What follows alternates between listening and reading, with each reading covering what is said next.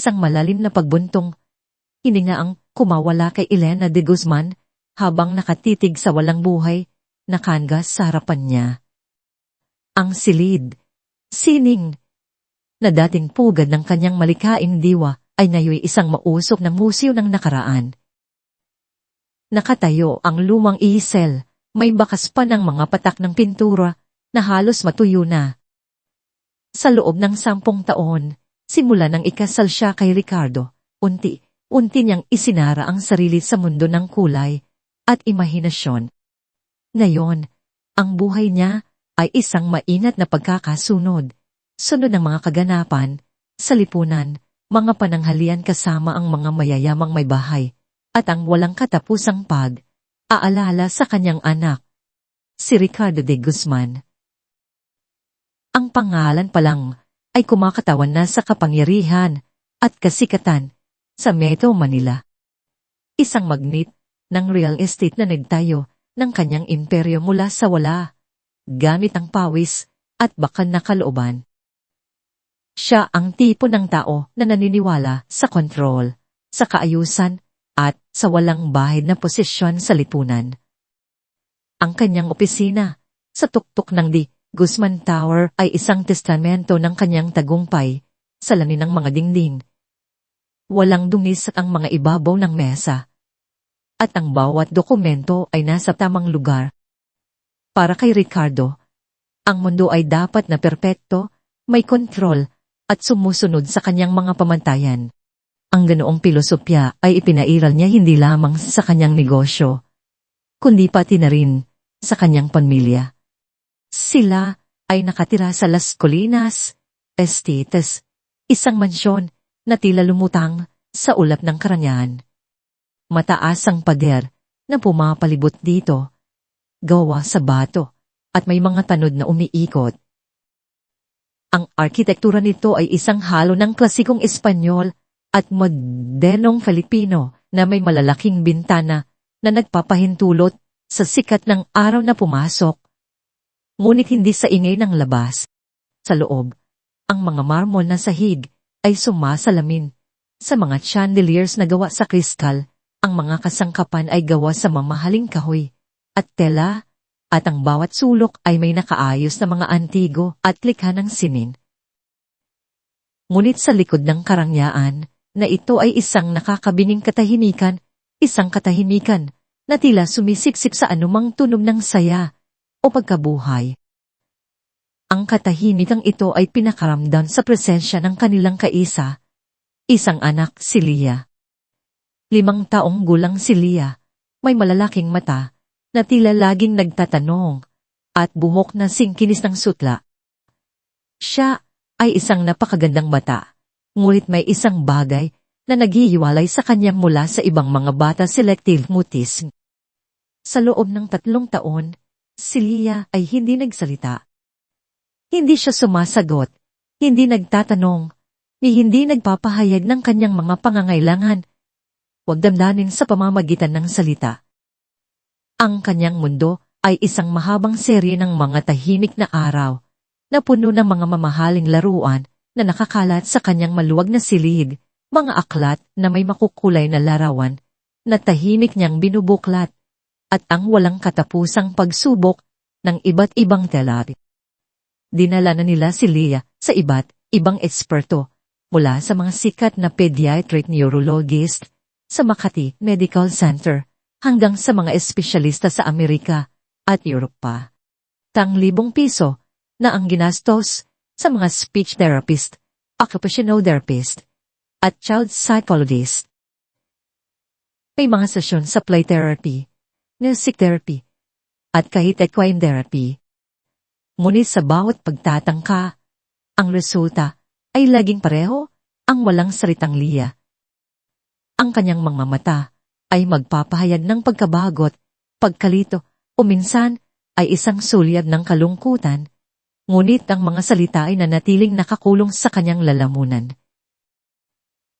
Isang hapon, sa isa pang sesyon sa kanilang mansyon, si Dr. Emilia Reyes, isang mapagmahal at dedikadong pediatrician, na matagal nang nag-aalaga kay Leah, ay nagsimulang magsalita sa ibang tono. Si Dr. Reyes, na may edad na sa 50 anyos, ay may malumanay na boses, ngunit may katatagan sa kanyang mga mata. Pagkatapos ng karaniwang mga pagsusuri, umupo siya sa harap ni Ricardo at Elena at pinagmasdan si Leah na tahimik na naglalaro ng kanyang manika. Picard, Elena, simula ni Dr. Reyes. Sa loob ng 3 taon, sinubukan na natin ang lahat ng tradisyonal na pamamaraan. Ang kaso ni Leah ay hindi karaniwan. Sa aking karanasan, minsan, ang problema ay hindi ang kawalan ng kakayahan ng bata na magsalita, kundi ang kapaligiran na pumitigil sa kanya. Napataas ang kilay ni Ricardo. Anong ibig mong sabihin, Doktora? Inagawa namin ang lahat para kay Leah. Ang lahat ng kanyang pangangailangan ay ibinibigay. Siya ay nasa pinakamagandang tahanan, may pinakamagandang edukasyon at pangangalaga. Iyon mismo ang punto, Ricardo. Sagot ni Dr. Reyes, malumanay ngunit may diin. Ang perpektong mundo na nilikha ninyo para kay Leah ang labis na proteksyon, ang kawalan ng hamon, ang tila ba walang katapusang kapayapaan ay maaaring siyang ikinulong sa kanya. Kailangan ni Leah ng koneksyon sa tunay na mundo, sa mga tunay na damdamin, sa mga tunay na tao. Ang kanyang isip ay parang isang bulaklak na kailangan ng sikat ng araw, ng hangin, ng ulan, hindi lamang ng controlled environment sa isang greenhouse. Nagulantang si Elena. Ang mga salita ni Dr. Reyes ay tila tumama sa isang gitara sa kanyang kalooban, nagdulot ng isang matinding kirot. Ang lungkot na matagal na niyang nararamdaman ay biglang nagkaroon ng pangalan. Ang kanyang mansyon ay isang kulungan, ang kanyang pag-ibig ay labis na proteksyon, at ang kanyang sarili ay naging bahagi ng problema. Kailangan niyang makaranas ng iba't ibang stimuli, patuloy ni Dr. Reyes. Ang ingay, ang amoy, ang kaguluhan ng araw na buhay. Ang mga simpleng interaksyon na hindi nakabalangkas o pinaplano. Ang mga emosyon na hindi salamin ng kung ano ang inaasahan sa kanya. Kailangan niyang maramdaman ang buhay sa labas ng mga pader na ito. Para kay Ricardo, ang ideya ay kalokohan. Kaguluhan. Ang aming anak ay may sensitibong kalagayan. Ang kailangan niya ay katahimikan at kaayusan, hindi ang ingay at karumihan ng labas. Ngulit sa mga mata ni Elena, mayroong bumubuo na asa at kasabay nito isang matinding pagbaba ng kalooban. Matagal na niyang nararamdaman ito. Ngunit ngayon lang may naglakas, loob na sabihin. Ang kanyang anak ay ginagapasan ng ginto. Kinaumagahan, tinitigan ni Elena at si Leah habang tahimik na aalmusal sa kanilang malaking dining table. Ang mga pinggan ay porselana. Ang kugertos ay pilak, ngunit si Leah ay tila hindi nababahala sa lahat ng iyon. Walang ingay, walang galaw. Tanging ang pagtunog ng kutsara sa pinggan. Desidido si Elena. Kinagabihan, habang nasa hapunan, ipinahayag ni Elena ang kanyang desisyon. Ricardo, dadalhin ko si Leah sa palengke bukas. Halos mabulunan si Ricardo sa kanyang kinakain. Sa palengke. Elena, ano bang pinagsasasabi mo? Hindi lugar iyon para kay Leah. Marumi. Maingay. Puno ng masa.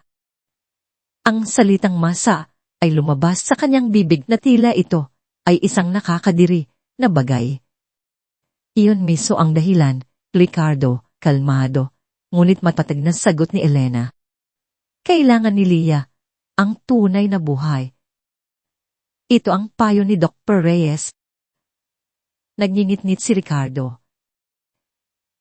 Ang payo ni Dr. Reyes ay hindi nangangahulugang ilantad mo ang ating anak sa kung anong uri ng sakit o kapahamakan sa isang mataong lugar. Hindi iyon ang paraan ng pagpapalaki ng De Guzman. Ang kanilang pagtatalo ay patuloy na umigting. Ngunit sa huli, ang pagmamahal ni Elena sa kanyang anak ang nanalo. Nagpasya siyang ituloy ang plano. Ang tanghali kinabukasan, ang Mercedes-Benz na sinasakyan nila ay dumaan sa mga gitnang Las Colinas, lumiko sa main highway, at lumayo sa kinasanayan nilang ruta. Sa likod, tahimik na nakaupo si Leah. Ang kanyang mga mata ay sumasalamin sa mabilis na pagbabago ng tanawin sa labas ng bintana. Mula sa malinis at berde na mga hardin hanggang sa naglalakihang billboard. At pagkatapos ay sa masikip at nagkakaguluhan na mga kalsada ng Maynila. Sa tabi ni Elena, sa passenger seat, si Manang Corazon ay tahimik, ngulit ang mga mata niya ay mapanuri. Si Manang Corazon, ang matagal ng tagapamahala ng mansyon, isang matandang babae na may matibay na paninindigan at minsan ay mapanghusga. Para sa kanya, ang mga masa ay dapat manatili sa kanilang lugar at ang mga tulad ng De Guzman ay sa kanila. Ang desisyon ni Elena ay malinaw na hindi niya sinasang ayunan at ang kanyang tahimik na paghatol ay tila umaalulong sa loob ng sasakyan. Pagdating nila sa palengke ng Barangay San Luco, isang ingay at bango ang bumulaga sa kanila. Ipinart ang sasakyan sa isang malapit na paradahan.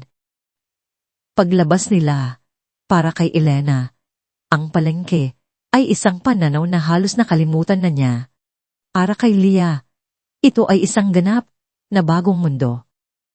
Ang amoy ng sariwang isda ay humahalo sa amoy ng mga prutas, gulay, at mga bagong lutong kakanin. Ang ingay ng mga nagtitinda na sumisigaw ng kanilang paninda, ang tawaran ng mga mamimili, ang tawanan ng mga bata na naglalaro sa mga eskinita, ang huni ng mga traseko, at jeepney, lahat ay nagiging isang malakas, ngunit maayos na orkestra. Ang mga mata ni Leah, na karaniwang walang emosyon, ay unti-unting lumaki sa pagkamangha. Hawak ni Elena ang kamay ni Leah nang mahigpit, ngunit hinayaan niya itong malaya na tumingin sa paligid. Ang mga tindahan ay puno ng kulay, ang pula ng kamatis, ang berde ng gulay, ang orange ng mangga, ang ginto ng saging. Hindi nagtagal, napansin ni Leah ang isang maliit na tindahan na nasa gilid, medyo malayo sa pangunahing kaguluhan.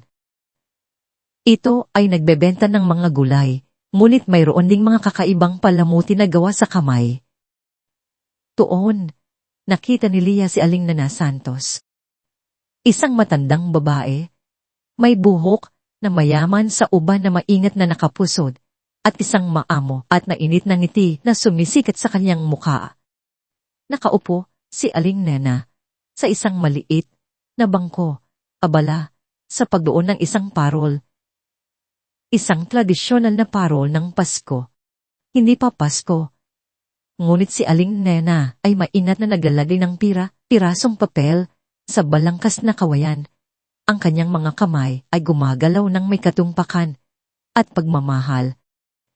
Ang parol ay maliit lamang, ngunit ito ay napakakulay at puno ng kakaibang liwanag. Naramdaman ni Leah ang isang di maipaliwanag na paghatak. Dahan niyang binitawan ang kamay ni Elena at lumapit sa tindahan ni Aling Nena. Sinundan siya ni Elena, may takot at pag-asa. Naramdaman ni Aling Nena ang presensya ng bata.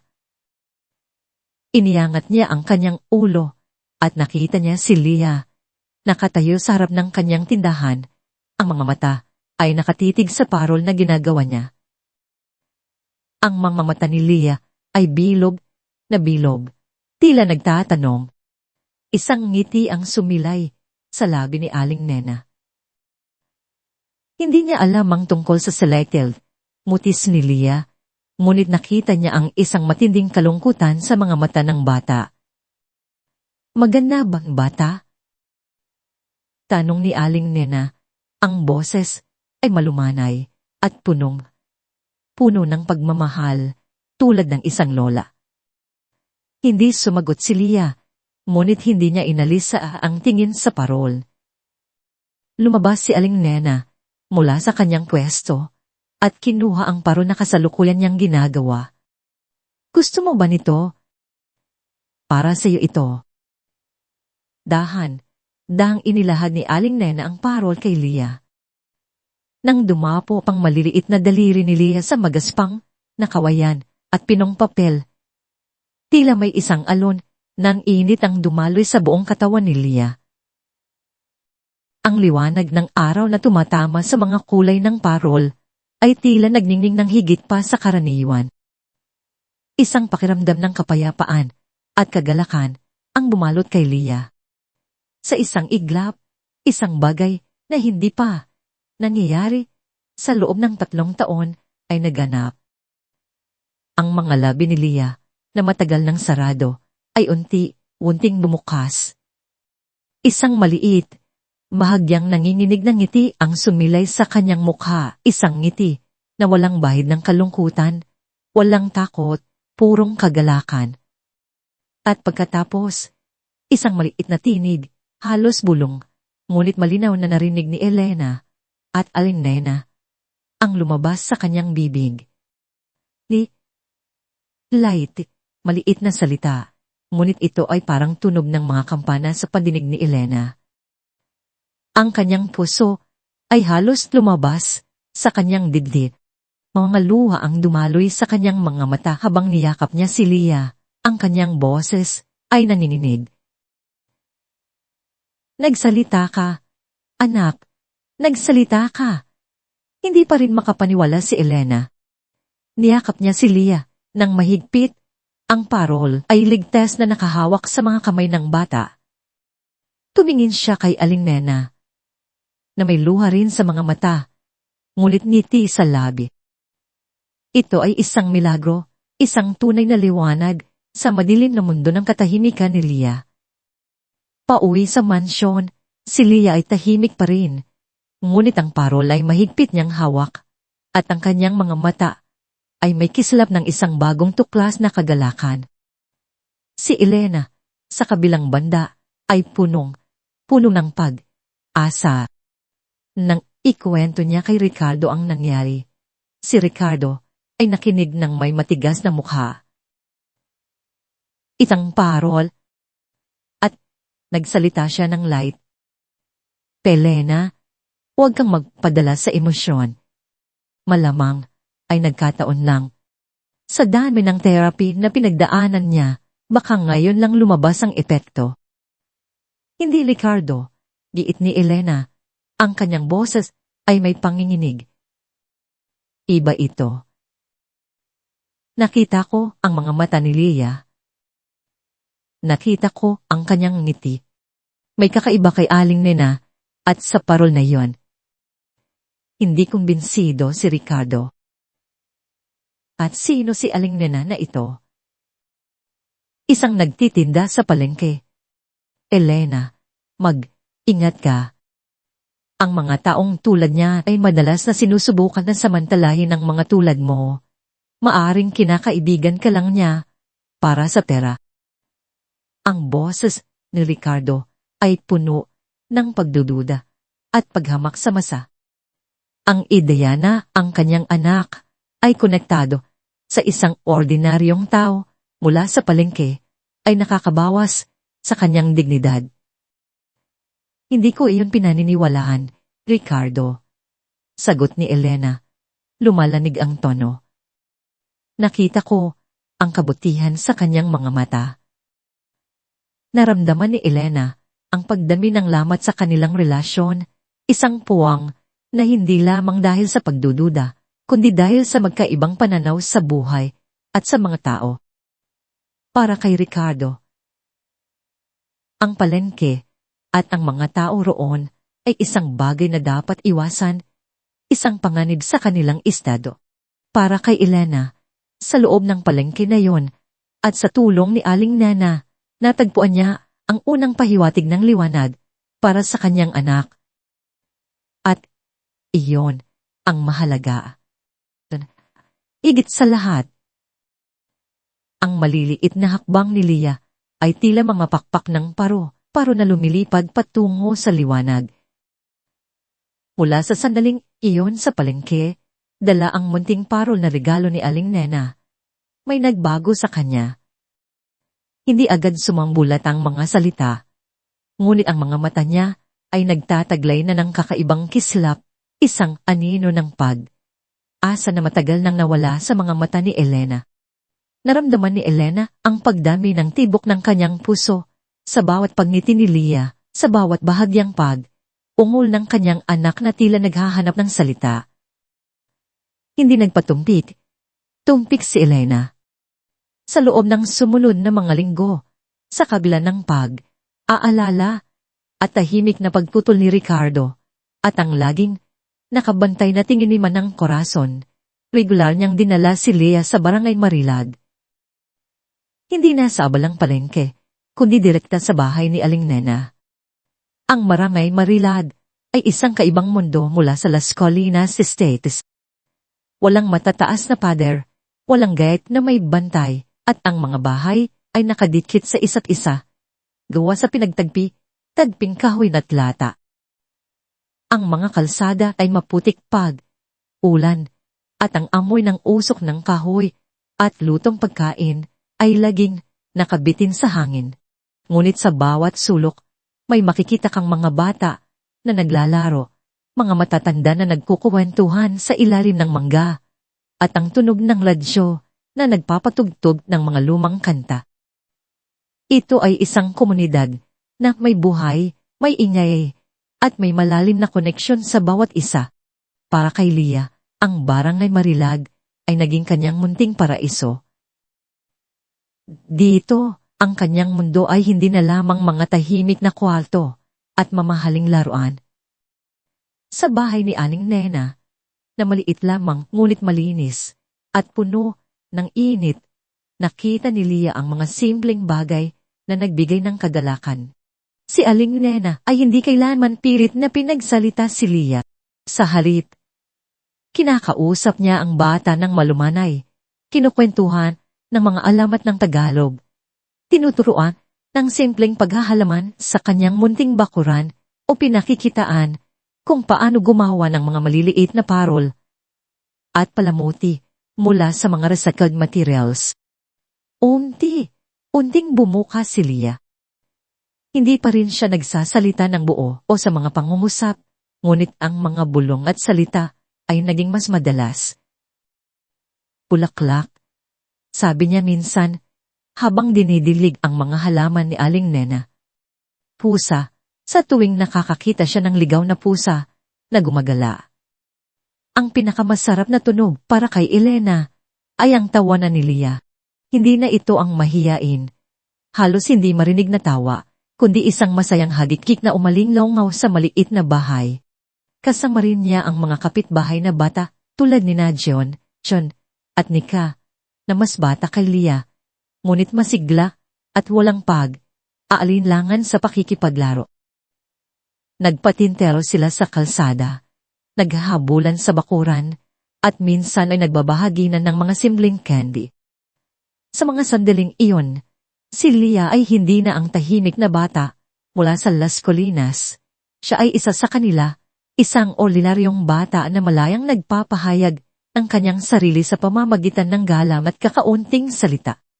Araw, kapag bumabalik sila sa mansyon, bitbit ni Leah ang isang bagong likha, isang maliit na bulaklak na gawa sa papel, isang hugis, pusong bato, na may tintang bulaklak, o isang bagong parol na kasama niyang ginawa.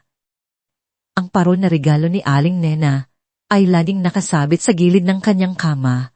Ang munding liwanag nito ay nagpapaalala sa kanya ng kagalakan. Si Elena ay nagkakaroon ng pag-asa. Ang bawat maliit na pagbabago kay Leah ay tila isang kumpirmasyon na tama ang kanyang ginagawa. na ang tunay na lunas ay hindi sa mga mamahaling therapy o malalaking doktor, kundi sa simpleng koneksyon ng tao. Ngunit ang bawat liwanag ay may kasamang anino. Ang pagbabago ni Leah ay nagdulot ng malalim na lamat sa relasyon ni Ricardo at Elena. Para kay Ricardo, ang pagiging buo ng kanyang anak ay nangangahulugan ng pagiging maayos at takma sa kanilang lipunan. Ang pagdadala ni Elena kay Leah sa isang barangay na hindi nila kantas ay isang insulto sa kanyang pangalan, isang kalokohan na maaaring magdulot ng nakakahiya sa pamilya de Guzman. Elena, ano ba ang iniisip mo? Galit na bulong ni Ricardo sa isang gabing hapunan habang si Leah ay tahimik na naglalaro sa kanyang silid. Hindi mo ba nakikita na nilalagay mo sa peligro ang ating anak? Ang mga lugar na yon ay hindi ligtas. Puno ng sakit, ng krimen. Ano ang sasabihin ng ating mga kaibigan? Na ang anak ni Ricardo de Guzman ay nakikipaglaro sa mga pulubi. Ricardo, hindi mo maintindihan. Sagot ni Elena. Ang boses ay nanginginig ngunit puno ng pagmamahal. Masaya si Leah doon. Nagsasalita na siya. Ricardo, ngumingiti na siya. Ito ang kailangan niya. Ang tunay na buhay. Hindi ang katahimikan ng mansyon na ito. Tunay na buhay. Tumawa si Ricardo. Isang mapait na tawa. Ang tunay na buhay ay ang pagiging mayaman. Ang pagiging may kapangyarihan. Ang pagiging may pangalan. Hindi ang pagpapababa ng ating sarili sa antas ng mga walang-wala. Hindi ko hahayaang masira ang reputasyon ng pamilya de Guzman dahil sa isang sentimental na kapritsyo mo. Ang bawat pagtatalo ay nagiging mas mainit, mas masakit. Naramdaman ni Elena ang paglayo ni Ricardo. Ang pagmamahal niya sa kanyang anak ay tila hinahati ang kanilang mundo. Ang pag-aalala ni Ricardo ay tila hindi tungkol sa kalusugan ni Leah, kundi sa status at reputasyon. Ang kanyang pagkatakot sa masa ay tila mas matindi kaysa sa kagalakan na nakita niya sa kanyang anak. At habang lumalalim ang lamat sa pagitan ni Ricardo at Elena, isang anino ang tahimik na nagtatago sa mga sulok ng mansyon si Manang Corazon. Si Manang Corazon, na nakapagtrabaho na sa pamilya de Guzman sa loob ng mahabang panahon, ay matagal nang nakaramdam ng pagka-inggit at pagkadismaya sa pagbabago ni Elena. Para sa kanya, si Elena ay isang mapanlinlang na babae na nagdala ng kaguluhan sa kanilang maayos na tahanan. Ngayon, sa pagbabago ni Leah at sa koneksyon kay Aling Nena, nakita ni Manang Corazon ang isang pagkakataon upang igiit ang kanyang sarili at panatilihin ang kanyang posisyon sa loob ng pamilya. Nagsimula siyang maghasik ng mga binhi ng pagdududa sa isip ni Ricardo. Sir Ricardo, nakita ko po si Aling Nena. May ginagawang kakaiba po sa bata. Parang may bulong po. Baka po mangkukulang po yan. Kakaiba po ang kinikilos ni Leah pagkatapos niyang bumisita doon. Sa ibang araw naman, Sir Ricardo, may naririnig po akong kwento sa mga katulong. Si Aling Nena, daw po, ay kilala sa pagiging mapanlinlang. Baka po sinususulan si Maang Elena para hingan ng pera. Alam niyo na po ang mga mahihirap. Basta pera, kahit anong gawin. Ang mga salita ni Manang Corazon ay tila langis na inilagay sa apoy ang pagdududa ni Ricardo. Ang kanyang mga pahayag ay hindi tuwirang pat-akusa, kundi mga pahiwatig na nagpapalakas sa mga preconceptions ni Ricardo tungkol sa mga taong mula sa masa. Dahil sa kanyang matinding pagtitiwala kay Manang Corazon na matagal nang naging bahagi ng kanyang pamilya, unti-unting lumalim ang pagdududa ni Ricardo kay Aling Nena. Sa kanyang isip, si Aling Nena ay hindi lamang isang simpleng tao, kundi isang banta sa seguridad at reputasyon ng kanyang pamilya. Elena, hindi na pwede ito, sabi ni Ricardo sa kanyang asawa, isang umaga. Narinig ko ang mga kwento. Hindi mo ba nakikita? Inagamit ka lang ng babaeng iyon. At si Leah, hindi niya kailangan ng mga kaibigan na maaaring magdala ng masamang impluensya. Paano mo nasasabi iyan, Ricardo? Hindi mo nga siya kilala. Bulalas ni Elena, halos maluha sa inis. Wala kang nakita kundi ang kanyang posisyon sa buhay. Hindi mo nakita ang kabutihan ng kanyang puso, ngunit bingi si Ricardo sa mga pakiusap ni Elena. Ang mga binhi ng pagdududa na inihasik ni Manang Corazon ay ugat na ng malalim. Ang bawat pagbisita ni na Elena at Leah sa Barangay Marilag ay nagiging sanhi ng matinding tensyon sa mansyon.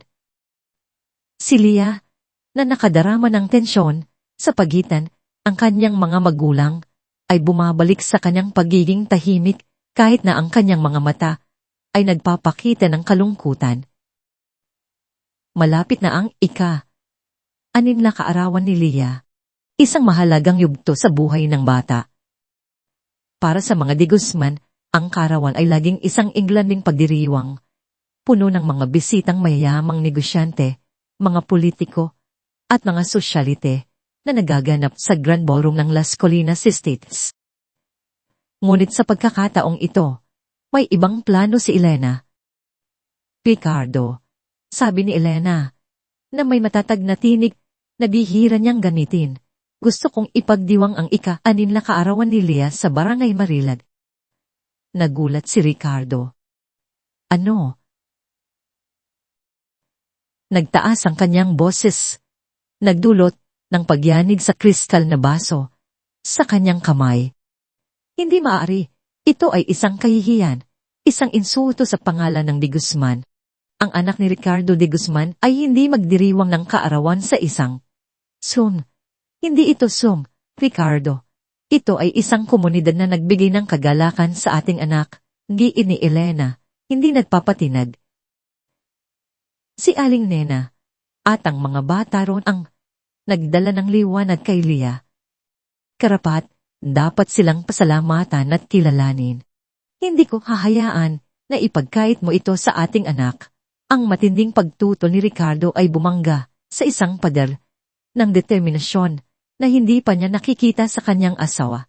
Niyakap niya ang ideya na ito ay isang kabaliwan, isang mapanlinlang na galaw ni Aling Nena.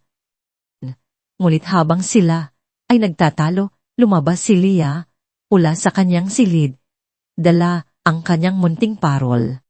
Nakita niya ang tensyon sa pagitan ng kanyang mga magulang at ang mga balikat niya ay unting bumaba. Ang kanyang mga mata ay tiningnan si Elena, pagkatapos ay si Ricardo, at pagkatapos ay bumaling sa sahig. Puno ng malalim na kalungkutan, hindi niya kailangan ng salita upang ipahayag ang kanyang damdamin. Ang tininilia, ang pumunit sa puso ni Ricardo.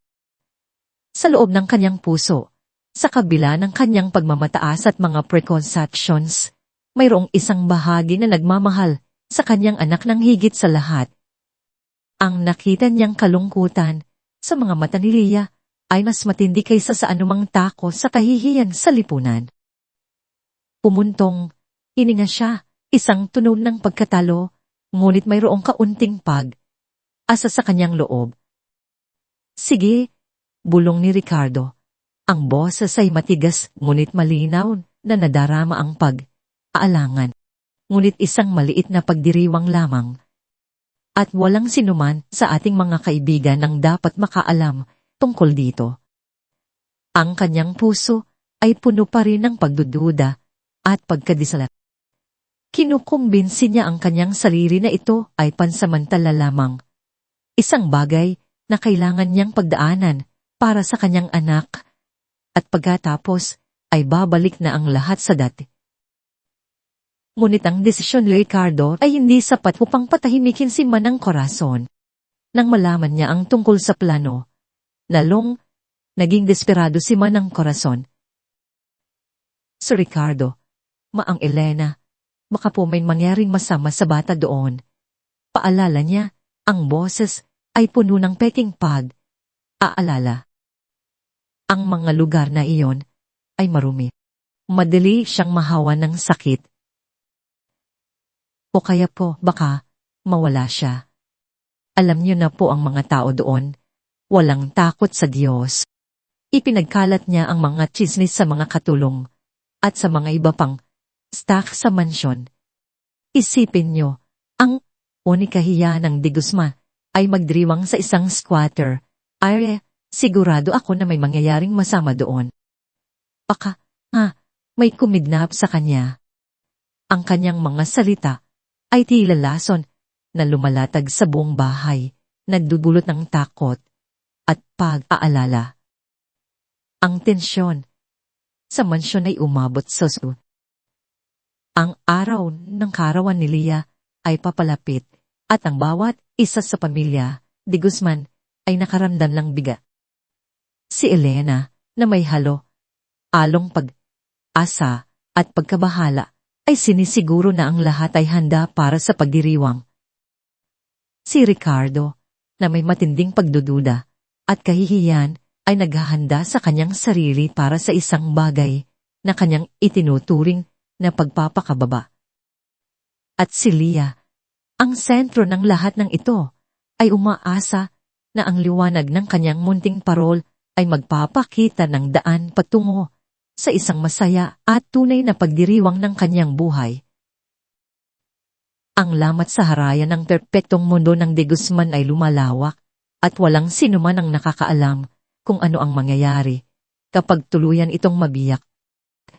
Hindi na lamang nakakabining katahimikan ng bumabalot sa mundo ni Leah. Ngayon, sa Barangay Marilag, ang kanyang mundo ay puno ng mga tunog na dati hindi niya naririnig ang hadikhik ng mga bata, ang malakas na musika mula sa radyo ng kapitbahay, ang huni ng mga tricycle na dumadaan, at ang amoy ng sariwang lutong pansit na kumakalat sa hangin. Ang araw ng kanyang ika-6 na kaarawan ay narito. At tulad ng ipinangako ni Elena, hindi ito naganap sa manyang ballroom ng Las Colinas Estates. Sa halip, sa gitna ng Barangay Marilag. Sa isang bukas na espasyo, malapit sa bahay ni Aling Nena, naganap ang isang pagdiriwang na nagdala ng tunay na liwanag. Ito ay isang simpleng pagdiriwang, malayo sa karangyaan at formalidad na kinasanayan ng mga De Guzman. Sa halip na mga mamahaling palamuti, ang mga banderitas na gawa sa makukulay na papel ay nakasabit sa mga poste ng kawayan umiindak sa banayan na hangin. Ang isang mahabang lamesa na pinagtulungan ng mga kapitbahay na buhatin ay puno ng mga pagkaing Pinoy na inihanda ni Aling Nena at ng mga residente. Naroon ang isang malaking kalderon ng pansit canton na may gulay at manok, mga plato ng lumpia Shanghai na bago pa lamang niluto at nagpapausok pa mga mangkok ng halo-halo na may iba't ibang kulay ng minatamis at mga tray ng puto at kutsinta. Walang formal na upuan.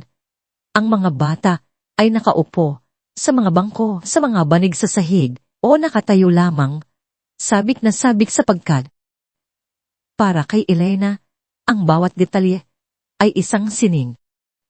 Ang mga ngiti ng mga kapitbahay, ang kanilang mainit na pagtanggap, ang kanilang simpleng saya, lahat ng ito ay isang malaking kaibahan sa mga party na ginagawa nila sa mansyon na puno ng formalidad at peking ngiti. Nakita niya ang kanyang anak, si Leah, na nakikipaglaro sa mga bata sa labas.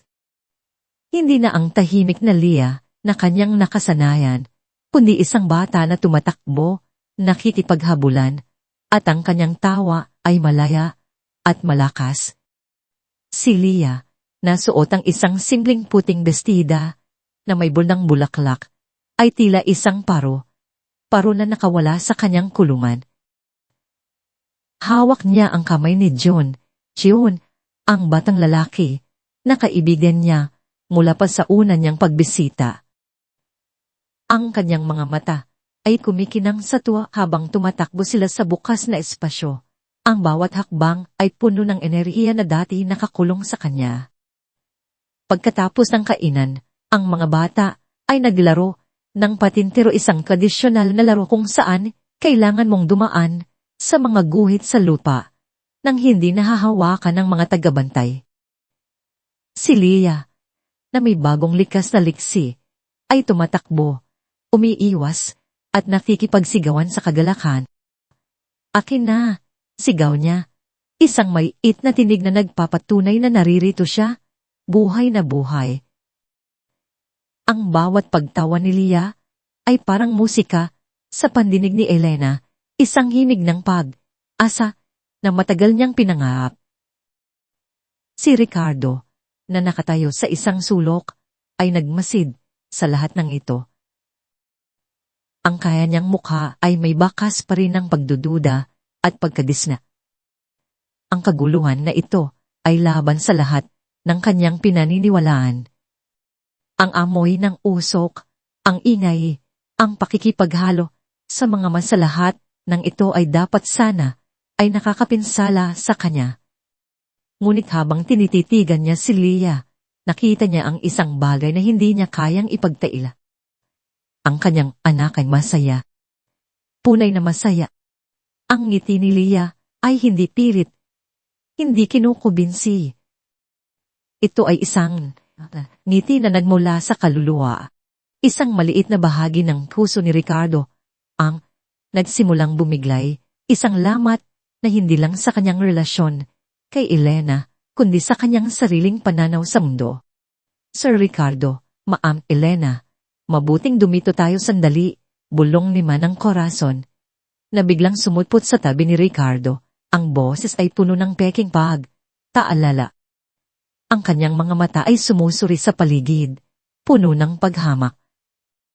Ang init, ang alikabok. Baka po, mahawa si Leah ng sakit. At tingnan niyo po ang mga tao mukhang mga manlilinlang. Nasa gitna sila ng pagdiriwang nang biglang, isang malakas na tunog ang kumalat sa buong espasyo. Nagsimulang magsalita si Manang Corazon, ang kanyang boses ay umalingaw sa kabila ng ingay ng musika. Ang lahat ay napatingin sa kanya. Mga kababayan, Elena, Ricardo, mayroon akong dapat sabihin, sigaw ni Manang Corazon, ang kanyang mukha ay tila seryoso at puno ng pagkabahala. Ngunit mayroong isang kakaibang ningning sa kanyang mga mata. Lumapit siya kay Ricardo. Tila naghahanap ng suporta. Alam kong mayroon akong utang na loob sa pamilya de Guzman, at hindi ko hahayaang mapagsamantalahan sila ng sinuman, kumunot ang noo ni Ricardo. Ang pagdududa, na matagal, nang inihasik ni Manang Corazon, ay biglang muling nabuhay. Ano ba ang sinasabi mo, Manang Corazon? Tanong ni Elena. Ang kanyang tinig ay may halong pagkabahala. Ngunit hindi siya pinansin ni Manang Corazon. Tumingin si Manang Corazon kay Aling Nena, na kasalukuyang nakikipag-usap sa isang ina na may dalang bata. Isang ngiti ng paghamak ang sumilay sa labi ni Manang Corazon. Aling Nena Santos, sigaw ni Manang Corazon, ang kanyang boses ay matalim at puno ng akusasyon. Hindi mo ba ikinahihiya ang iyong ginagawa? Ang pagpapanggap mo bilang isang mabait na lola upang mapagsamantalahan ang kahinaan ng pamilya de Guzman? Ang paggamit mo kay Leah upang makakuha ng pera at mga gamit. Natahimik ang lahat. Ang musika ay humina. Ang mga tawanan ay naglaho. Isang mabigat na katahimikan ang bumalot sa buong barangay Marilag. Si Aling Nena, na nagulat sa biglaang pagsigaw ni Manang Corazon, ay dahang lumapit. Ang kanyang mukha ay puno ng pagtataka at sakit, ngunit nanatili siyang kalmado. Manang Corazon, anong ibig mong sabihin? Tanong ni Aling Nena. Ang boses ay malumanay, ngunit may bakas ng pagkalito. Anong ibig kong sabihin? Bulalas ni Manang Corazon. Ang kanyang mga kamay ay umarte, na tila nagulat.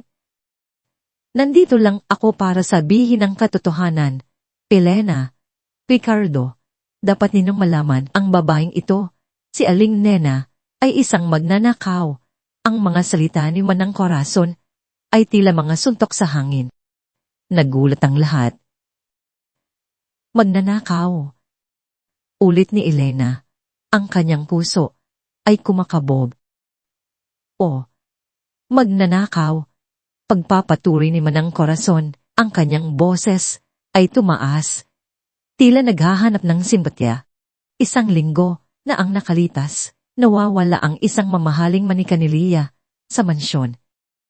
Ang limited edition Imperial Princess Doll na nagkakahalaga ng 10,000 piso, walang sinuman sa mga katulong ang may lakas, loob na kumuha niyon. Ngunit alam kong itong si Aling Nena ang kumuha niyon. Sino pa ba ang magkaka-interes sa manika ng bata, kundi siya, na walang kakayahan na makabili ng ganon kamahal na bagay? Inagamit niya si Leah upang malusutan ang seguridad ng mansyon at magnakaw. Ang mga mahihirap, basta pera, tay tanong gawin. Ang mga mata ni Manang Corazon ay nakatutok kay Aling Nena, puno ng galit at puot. Ang mga tao sa paligid ay nagbubulungan. Ang ilan ay naggulat. Ang ilan ay nagdududa. At ang ilan ay tumitingin kay Aling Nena nang may halo ng awa. Si Ricardo, na nakikinig sa mga akusasyon, ay unting lumamig ang mukha. Ang kagalakan na kanyang nararamdaman kanina ay biglang naglaho. Ang kanyang matagal nang pinaniniwalaan tungkol sa masa ay tila nagkakaroon ang katotohanan sa kanyang mga mata. Mayroon siyang isang bahagi na ayaw maniwala. Lalo na nang makita niya ang galak ni Leah. Ngunit ang mga salita ni Manang Corazon ay pumukaw sa kanyang mga matagal ng nakabaon na pagdududa. Tumingin siya kay Aling Nena. Ang kanyang mga mata ay puno ng pagdududa. Bago pa man makasagot si Aling Nena, isang maliit na tinig ang umalingaw sa katahimikan. Hindi po totoo yan. Lahat ay napatingin sa pinanggalingan ng tinig. Ito ay si John, ang matalik na kaibigan ni Leah. Ang maliit na bata na may edad na 7 ay lumabas sa gitna ng mga tao. Ang kanyang mukha ay seryoso at puno ng tapang. Nanginginig ang kanyang maliit na boses, ngunit matatag ang kanyang tindig. Manang Corazon po. Nagsisinungaling po kayo. Nagulat si Manang Corazon. Ang kanyang mukha ay namutla. John, bata ka. Ano ang nalalaman mo? Alam ko po ang totoo, giit ni John. John, lumapit kay Manang Corazon. Ako po ang pinagtago niyo ng manika. Sabi niyo po, itago ko lang daw po sa ilalim ng kama ko. Tapos sabihin ko kay Maang Elena na nakita ko si Aling Nena na kinuha ang manika. Sabi niyo po, bibigyan niyo ako ng T500 kung gagawin ko iyon. Ang mga salita ni John. Yun ay parang kidlat na tumama sa lahat. Isang malakas na bulong ang kumalat sa mga tao. Ang mga mata ni Manang Corazon ay lumaki sa takot at gulat. Nagsisinungaling ka, bata, sigaw ni Manang Corazon. Ang kanyang boses ay nanginginig. Pinagsamantalahan ka lang ni Aling Nena.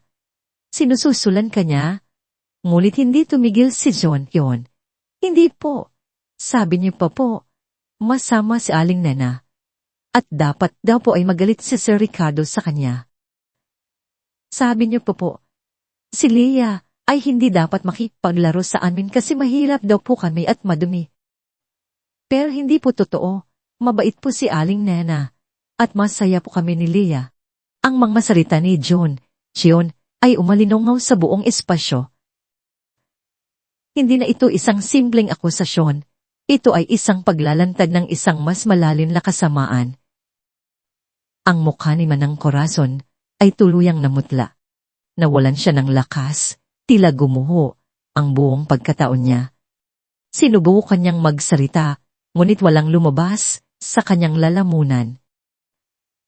Ang kanyang mga mata ay puno ng pagkatakot at kahihiyan. Hindi na niya kayang itanggi ang katotohanan.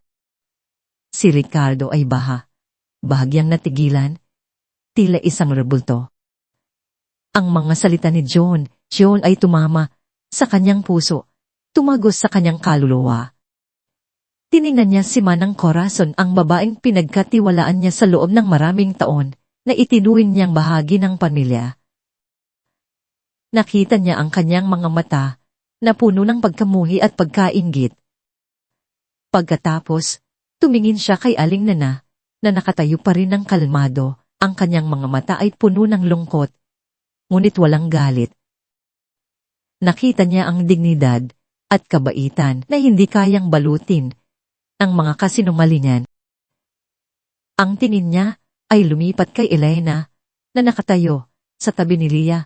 Ang mga mata ay puno ng sakit at pagkabigo, ngunit puno ng suporta para sa Aling Nena. At sa wakas, bumaling siya kay Lia, ang kanyang anak, na mahigpit na nakahawak sa kamay ni Aling Nena. Ang mga mata ay puno ng takot, ngunit may matinding pagtitiwala. Sa sandaling iyon, ang lahat ng pader na itinayo ni Ricardo sa kanyang isip ay gumuho. Ang perpektong mundo na kanyang nilikha, ang kanyang mga preconceptions tungkol sa masa, ang kanyang pagpapahalaga sa status at reputasyon, lahat ay naging abo. Ang tunay na kasamaan ay hindi ang kahirapan o ang pagkakaroon ng mababang katayuan sa buhay. Ang tunay na kasamaan ay ang pagkainggit, ang pagkamuhi, ang pagganit ng kasinungalingan upang saktan ang iba. Si Manang Corazon, na may lahat ng kaginhawaan sa mansyon, ay naging isang halimbawa ng kasamaan na kinasusuklaman niya. Si Aling Nena, na walang anumang kayamanan sa material, ay nagtataglay ng kayamanan ng puso na hindi kayang bilhin ng pera. Isang malalim na hininga ang pinakawalan ni Ricardo. Tumindig siya ng tumid. Ang kanyang mga balikat ay tila biglang nabunutan ng isang mabigat na pasanin. Ang kanyang boses, na dati puno ng pagdududa at paghamak, ay naging malinaw at matatag. Manang Corazon, sabi ni Ricardo, ang bawat salita ay may diin. Hindi ko inakala na ang isang taong pinagkatiwalaan ko sa loob ng maraming taon ay magiging ganito. Ang iyong mga kasinungalingan ay hindi lamang nakasakit kay Aling Nena, kundi pati na rin sa aking anak at sa buong pamilya de Guzman.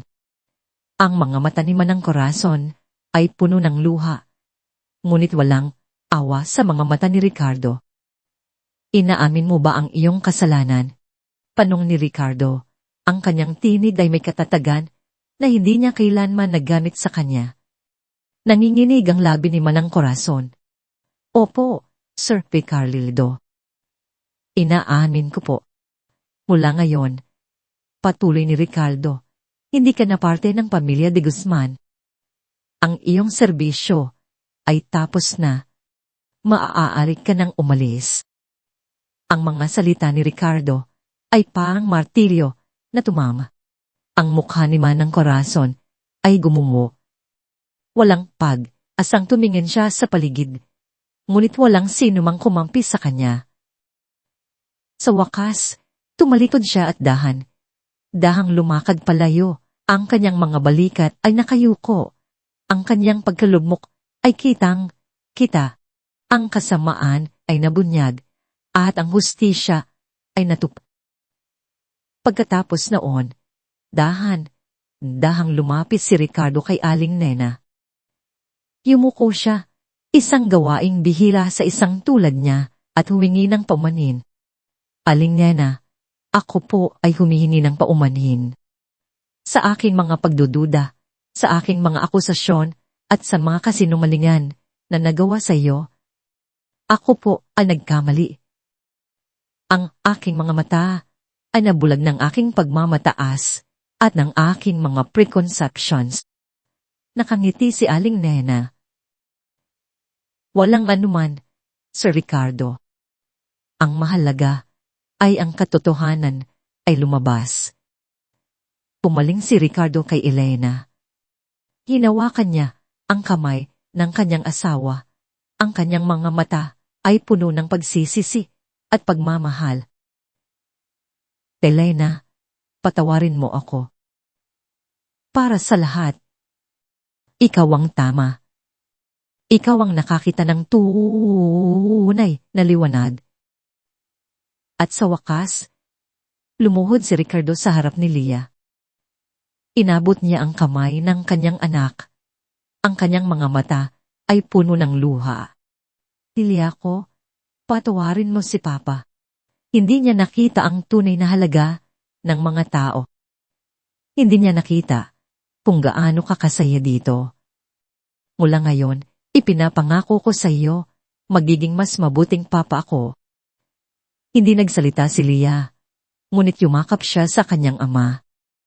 Ang yakap ay nagpahayag ng lahat ng salitang hindi kayang sabihin. Ang kanyang munting parol, na hawak pa rin niya, ay tila kumikinang ng mas maliwanag sa sandaling iyon. Ang pagdiriwang ay nagpatuloy, ngunit sa isang mas malalim at mas makahulugang paraan. Ang mga tao sa Barangay Marilad ay nakaramdam ng pagkakaisa, ng pag-asa. Nakita nila ang pagbabago sa puso ng isang mayamang tao at nakita nila ang hustisya. Kinagabihan, sa mansyon, si Ricardo at Elena ay nakaupo sa sala. Ang katahimikan sa pagitan nila ay hindi na nakakabingi kundi puno ng pag-unawa. Elena, simula ni Ricardo, ang kanyang boses ay malumanay, may naisip ako. Hindi sapat ang humingi ng paumanhin. Kailangan nating gumawa ng isang bagay na tunay na makabuluhan. Tumingin si Elena sa kanya, puno ng pag-asa. Ano yon, Ricardo? Ang tanglaw ng pag-asa, sabi ni Ricardo. Isang ngiti ang sumilay sa kanyang labi. Gagamitin natin ang bahagi ng ating kayamaan, ang bahagi ng lupain na katabi ng Barangay Marilad, upang magtayo ng isang sentro ang komunidad. Isang lugar kung saan ang mga bata ay maaring mag-aral, kung saan ang mga tao ay maaaring magkaroon ng libreng konsultasyon sa kalusugan, at kung saan sila ay matututo ng mga kasanayan upang magkaroon ng mas magandang buhay. Naluha si Elena. Ricardo, iyan ang pinakamagandang ideya na narinig ko. Iyan ang tunay na yaman. At alam kong may isang tao na karapat dapat na mamuno rito, na maging puso at kaluluwa ng proyektong ito. Patuloy ni Ricardo. Si Aling Nena Santos. Ang desisyon ay ginawa. Ang tanglaw ng pag-asa ay isisilang. Hindi lamang ito isang gusali.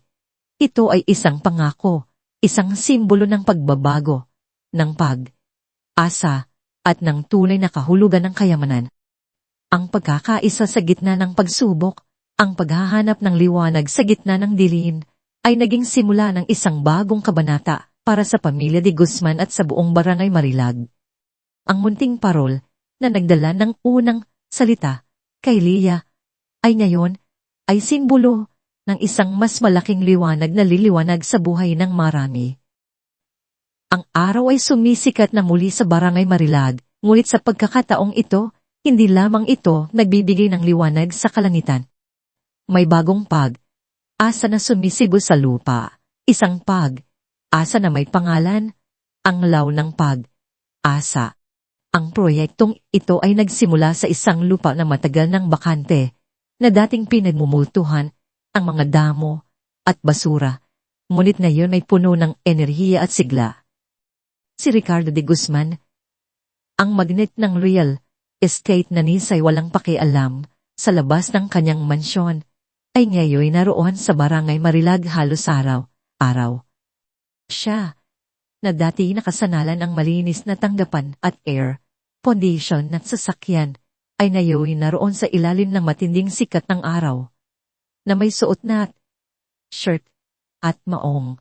Ang kanyang buhok ay bahagyang nagulo ng hangin at alikabok. Ang kanyang mga kamay, na sanay humawak ng mga kontrata at lapis na gawa sa ginto, ay nayo'y pumipili ng pinakamahusay na materyales para sa pundasyon, nakikipag-usap sa mga inhinyero at mga manggagawa at maging sa mga residente. Sa bawat palo ng martilyo, sa bawat pagtambak ng semento, naramdaman ni Ricardo ang isang pagbabago sa kanyang sarili. Hindi na ito tungkol sa kita o sa pagtaas ng presyo ng lupa. Ito ay tungkol sa paglikha, pagtatayo ng isang bagay na may tunay na halaga. Nakikipagkwentuhan siya sa mga manggagawa, nakikinig sa kanilang mga kwento, sa kanilang mga pangarap. Sa bawat uusap, naramdaman niya ang init ng komunidad na matagal na niyang ipinagkait sa sarili. Nakita niya ang mga bata na tumatakbo sa paligid.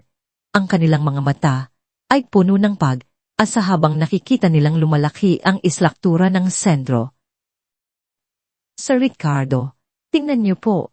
Ang taas na ng pagar, masiglang sabi ni Mang Tonyo, isang matanda na manggagawa na may malalim na kulubot sa mukha, ngunit may ningning sa mga mata. Dati, pangarap lang natin na magkaroon ng ganito sa aming lugar. Ngumiti si Ricardo. Hindi na ito ang pilit at formal ng ngiti na kanyang ibinibigay sa mga boardroom. Ito ay isang tunay na ngiti na nagmumula sa kanyang puso. Oo, Mang Tonyo. At marami pa tayong gagawin. Gusto ko, ito ang magiging pinakamaganda at pakinabang na sentro sa buong Metro Manila. Ang kanyang determinasyon ay hindi lamang nagmula sa kanyang pagiging negosyante, kundi sa isang bagong tuklas na layunin. Ang sentro ay hindi lamang magiging gusali, ito ay magiging isang simbolo ng pagbabago, ng pag-asa na matatagpuan sa gitna ng pagsubok. Naramdaman ni Ricardo ang isang kasiyahan na hindi niya kailanman naramdaman sa lahat ng kanyang tagumpay sa negosyo. Ang katiyahan ng pagbibigay, ng paglikha ng pagbabago sa buhay ng iba. Si Elena, na matagal nang hinahangad ng ganitong pagbabago sa kanyang asawa, ay aktibo ring lumahok sa proyekto. Habang si Ricardo ang nasa konstruksyon, si Elena naman ang nag-oorganisa ng mga programa at mga aktibidad para sa tanglaw ng pag-asa. Nakikipag-ugnayan siya sa mga guro, mga doktor, at mga voluntaryo. Ang dating silid, sining niya, ay ngayon naging opisina. Ang kanyang mga plano, ang mga dating walang buhay na kanvas ay napalitan ng mga whiteboard na puno ng mga ideya at schedule.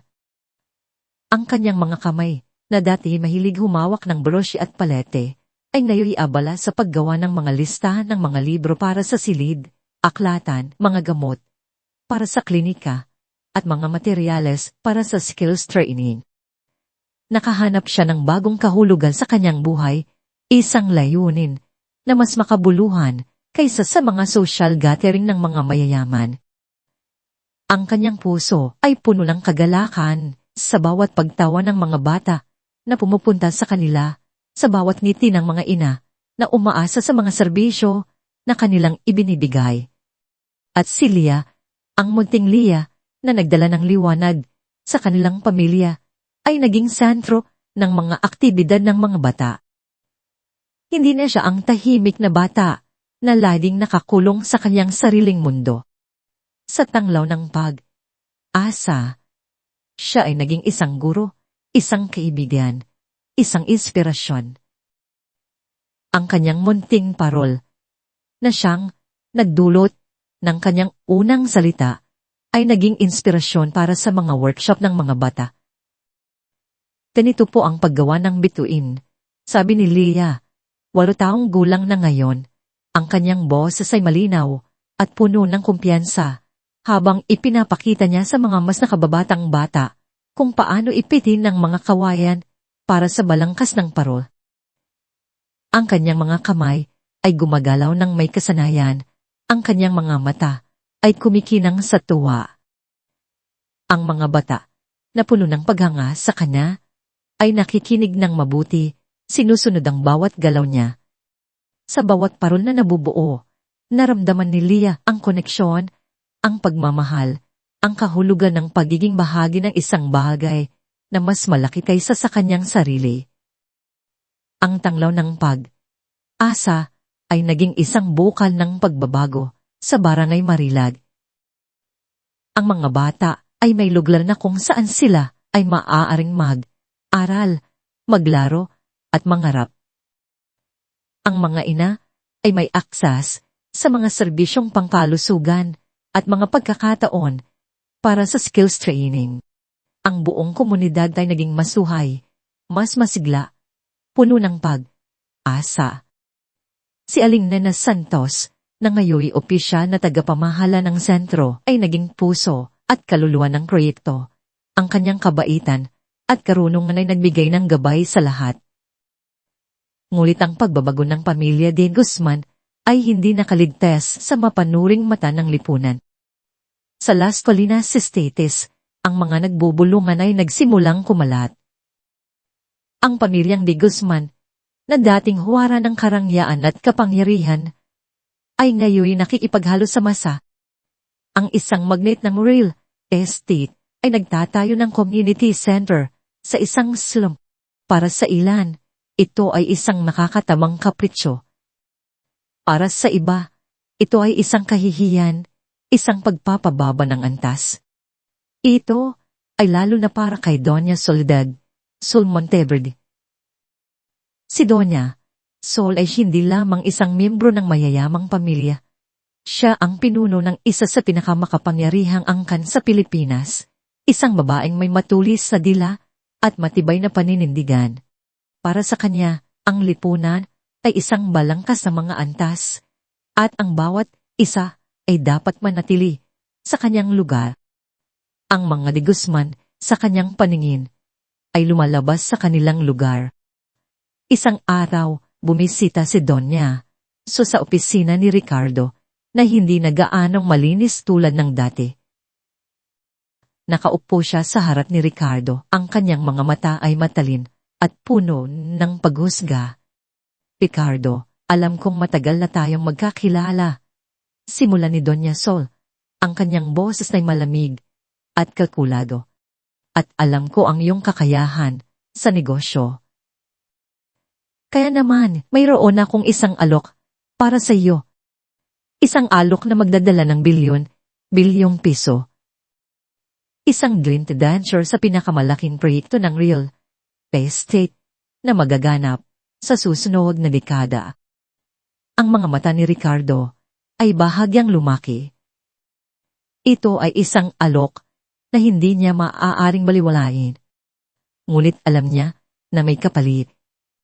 Ngunit, patuloy ni Doña Sol, ang kanyang ngiti ay tila isang pating na handang sumalakay. Mayroon akong ilang kondisyon. Kailangan mong bumalik sa ating lipunan, Ricardo. Kailangan mong kalimutan ang mga kawanggawa na ito sa mga swatter area. Kailangan mong putulin ang koneksyon sa babaeng iyon, si Aling Nena. Ang mga aksyon mo ay nakakahiya sa ating klase, Ricardo. Nagpapababa ka ng ating antas. Kailangan mong ipakita sa lahat na si Ricardo de Guzman ay muling babalik sa kanyang dating gawi. Ang pagiging mayaman ay hindi lamang tungkol sa pera, ito ay tungkol sa pagpapanatili ng ating posisyon sa lipunan. Naramdaman ni Ricardo ang bigat ng mga salita ni Doña Sol. Ang alok ay napakalaki. Napakalaking pagkakataon. Ngunit ang kapalit ay ang pagtalikod sa lahat ng kanyang natutunan, sa lahat ng kanyang pinaniniwalaan. Ang kanyang puso ay alinlangan. Hindi ito madali. Ang dating Ricardo ay walang aalinlangan na tatanggapin ng alok. Ngunit ang bagong Ricardo ay natutunan na ang tunay na yaman ay hindi matatagpuan sa mga kontrata o sa mga bilyong piso, kundi sa mga ngiti ng mga bata, sa pag-asa sa mga mata ng mga ina, sa init ng komunidad na kanyang tinulungan. Ibigyan kita ng 1 linggo upang magpasya, Ricardo, sabi ni Doña Sol. Tumayo at naglakad patungo sa pinto. At tandaan, Ricardo, ang 1 de Guzman ay dapat na maging 1 de Guzman. Ang mga salita ni Doña Sol ay tila iwan ng isang malamig na anino sa opisina. Naisip ni Ricardo ang lahat ng kanyang pinagdaanan, ang lahat ng kanyang pagbabago. Naisip niya si Lia, si Elena, si Aling Nena at ang tanglaw ng pag-asa. Ang desisyon ay hindi na madali. Tumating ang gabi ng gala na inorganisa ni Doña Sol. Ito ay isang Englanding kaganapan sa Manila Peninsula na puno ng mga pinakamayamang tao sa Pilipinas. Ang mga chandelier ay kumikinang sa mga suot na mamahaling diamante. Ang mga lalaki ay nakasuot ng mga itim na tuxedo at ang mga babae ay nakasuot ng mga eleganteng gown. Ang hangin ay puno ng amoy ng mamahaling pabango at ang tunog ng formal na pagbubulungan.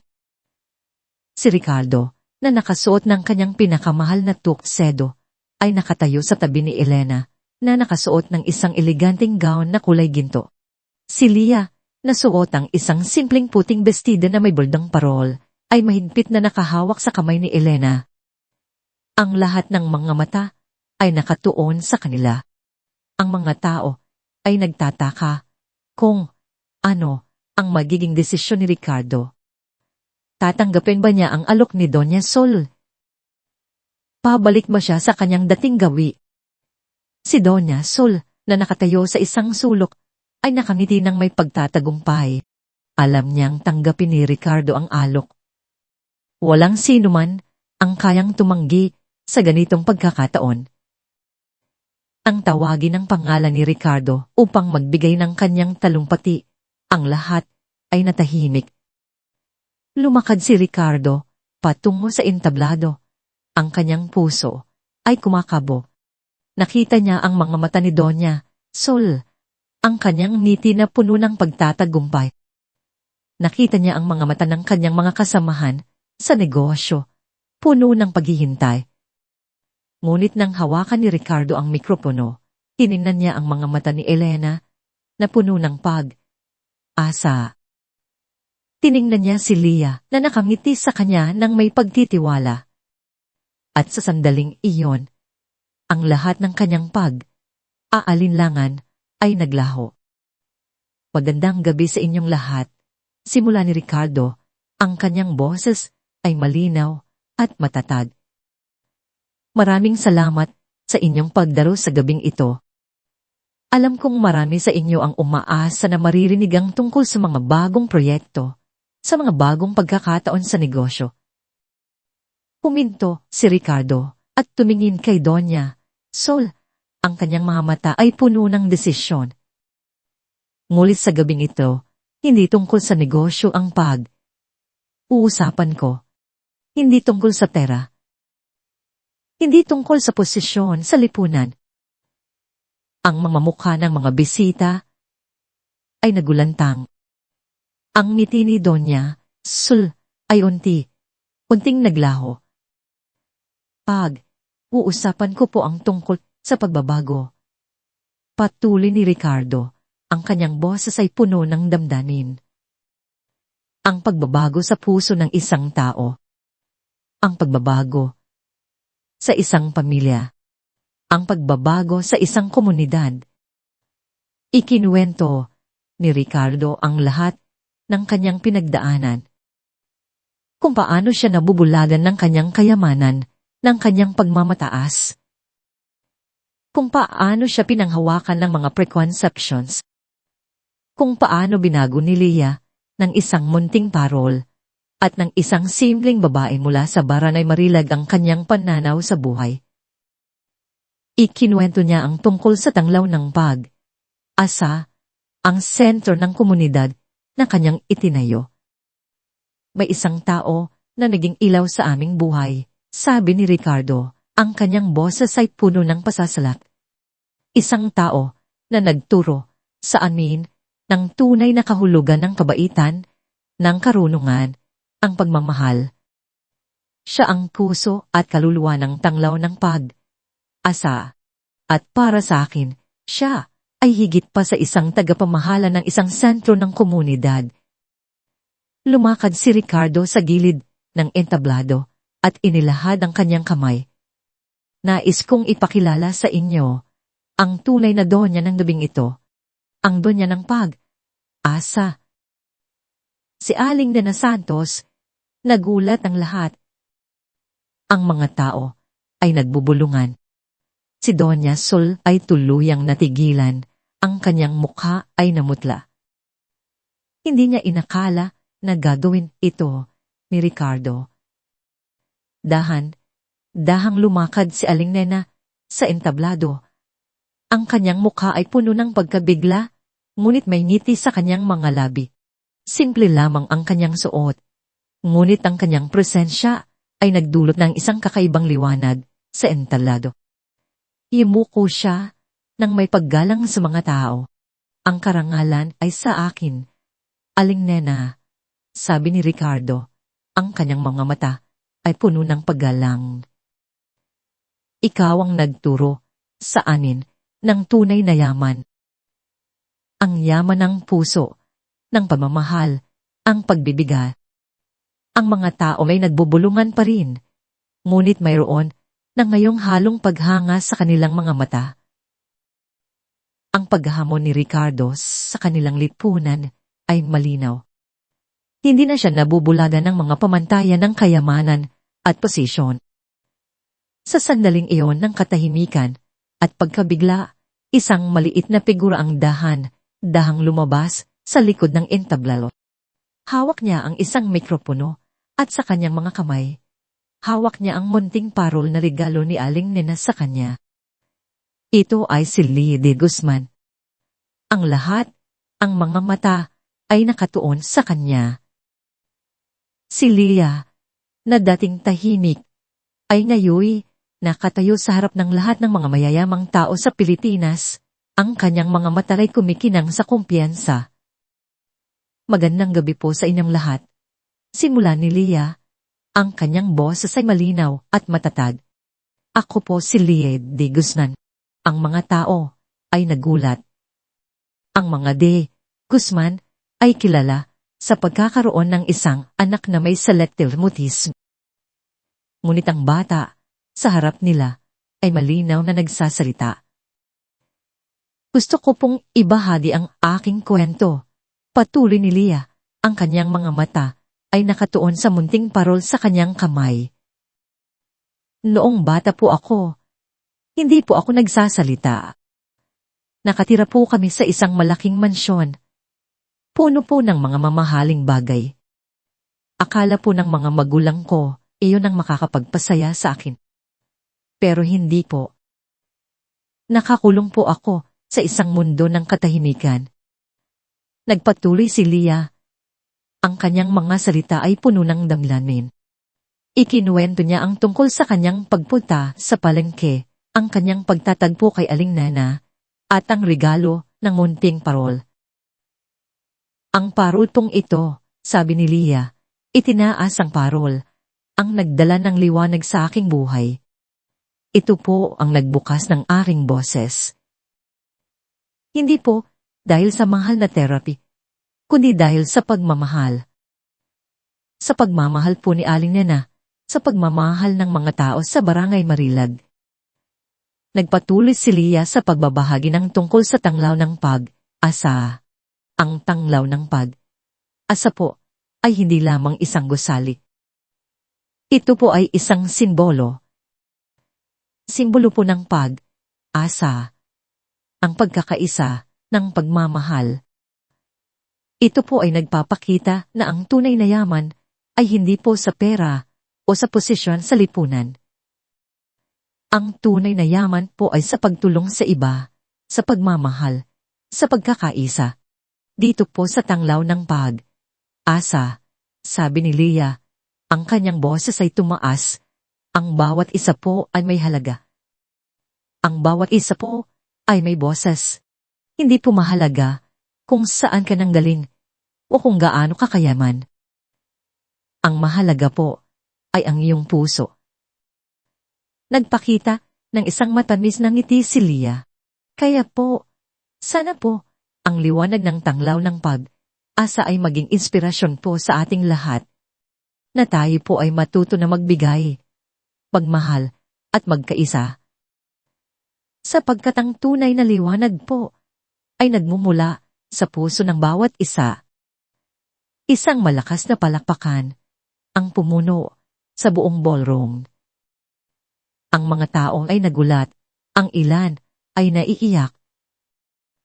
Si Doña Sol, na kanina ipuno ng paghamak, ay nakatingin kay Leah nang may halo ng paghanga at pagkabigla. Ang kanyang mga preconceptions ay gumuho sa harap ng karunungan ng isang bata. Si Ricardo at Elena, na nakatayo sa likod, ay naiiyak sa tuwa at pagmamalaki. Ang kanilang anak, ang munting Leah na tahimik, ay ngayon nagsasalita ng may lakas, may kumpiyansa at may karunungan. Siya ang tinig ng pag-asa. At sa gabing iyon, ang pamilya de Guzman ay natagpuan ang tunay na kahulugan ng kaligayahan, layunin, at yaman. Hindi ito matatagpuan sa kanilang mansyon o sa kanilang mga bank account. Matatagpuan ito sa pagmamahal, sa koneksyon, sa komunidad, at sa walang hanggang kabutihan ng puso na natutunan nila sa mga aral ni Aling Nena at sa inosenteng karunungan ni Leah. Ang tanglaw ng pag-asa ay naging isang parola ng pag-asa at pagbabago sa Pilipinas, isang patunay na ang pagmamahal at pagkakaisa ay kayang talunin ang lahat ng pader at hadlang. At si Leah, ang munting Leah, na dating to, ay nayoy ang tinig ng isang bagong henerasyon, isang henerasyon na naniniwala sa kapangyarihan ng pagmamahal at pag-asa. Ang kanyang munting parol, na laging nakasabit sa gilid ng kanyang kama, ay patuloy na nagbibigay ng liwanag, hindi lamang sa kanyang sarili, kundi sa lahat ng mga pusong nangarap ng pagbabago.